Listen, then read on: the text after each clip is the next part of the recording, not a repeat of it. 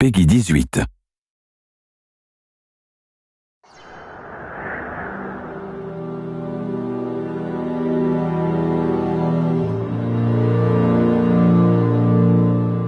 If we were to have a mission in the game space, it's that we want to bring the player to make them a participant in the narrative.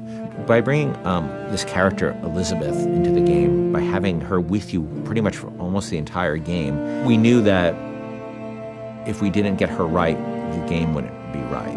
And she really is the emotional center of the game. This character, Elizabeth, she comes from a pretty dark place. But she's also got an incredible amount of enthusiasm for life. And when we found Courtney, I think we found somebody who could do both. I don't dance. Come on, let's go. Why? What could be better than this? It's so complex. I mean, you're talking about really trying to bring forth all the complexities of human nature that impact us because you're having to use only your voice to convey your entire, the character and what you're trying to portray. You have to put your entire body into it. So there are times when I'm doing voiceover work and I'm literally drenched in sweat because my body is working so hard. Hey! Knock it off! Stop it! Will you stop it? I'm not here to hurt you. Who are you? My name is DeWitt. I'm a friend. I come to get you out of here. Get away!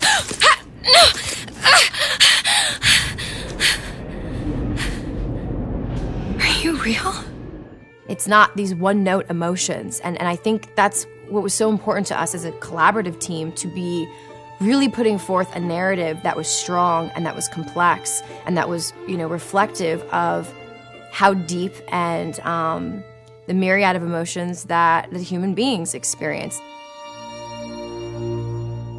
She really had a sense of telling a story and having a conversation with no words. If you're watching a silent film, you understand what's going on and you don't need words. We saw her and Sean's like, by the way, this is the girl. I'm like, oh yeah, that's the girl, absolutely. I had to really rely on my imagination and rely on what I was being told by, the director.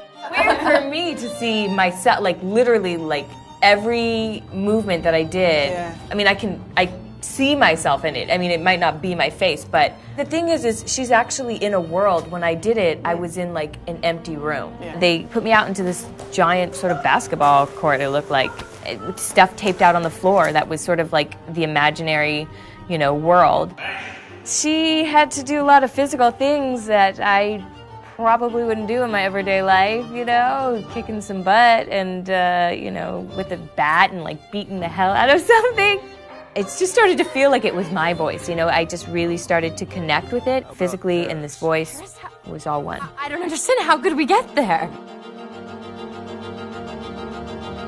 The incredible voice acting and the incredible motion capture acting was the most useful and inspiring element that we could have had for Elizabeth. Liz will follow you around the world, and if you decide that you don't want to go where she thought you were heading, she can handle that really, really cleverly. She will stop if you stop. She will keep running if you decide that you're not interested in what you're doing here. She will be by your side no matter what you end up doing. The moment you come up against a character who's just sort of standing there, or behaves robotically, or behaves in a way that is so alien to what you'd expect out of a human being, you just shut them off. And you just say, oh, they're just a video game character. I don't need to worry about feeling anything about them. And so we tried a lot of things. We tried to make Liz have emotions so that she can react to things in the world and things that you do. For example, we might say that Liz will feel comfortable leaning against this wall, but she'll do so with her arms crossed. And she'll do so with her back slightly turned towards you. And that difference of just a few degrees is enough to make the player feel that they're really in the doghouse. You're going to see her all over the place. You're going to see her on giant billboards in, New York and LA, and you're going to see her on TV ads. I said, okay, well, if we're going to find a person to play Elizabeth, I think we already have that person. Еще один из самых первых вариантов Элизабет, я сказала, боже мой, это же я должна ее сделать. В один прекрасный день мне пришло сообщение на Facebook от Кена Левина о том, что у них есть ко мне предложение, от которого я не смогу отказаться, просьба связаться по электронной почте. И, соответственно, вокруг меня все суетились, чего-то хотели, потом сказали, так, все, начинаем работать, посадили меня на стул, сказали, просто сиди, смотри прямо в одну точку. И опять начали вокруг меня бегать, снимая с меня скан лица. Я думаю, ну ладно, что, окей, хорошо. Я с этим справлюсь, а потом меня вдруг начали мучить, говорить, смейся, плачь, делай одухотворенное лицо, делай удивленное лицо. And all of a sudden we found this great character who existed in the space between the real world and the world of BioShock Infinite. There was a moment where we had people coming up to us and saying, Liz is awesome. I have a story to tell you about. And it was, everybody had their own unique stories because she was just doing systemic things. They could do the same thing twice. I actually get people telling me things that there's no way I could know about. Like, say there's one of the combats kicking off and they're having this incredible moment where they're running around the place and smashing someone in the face and blowing someone else up with a shotgun, and they've suddenly, a huge big boss man comes up and they just go click. Oh no.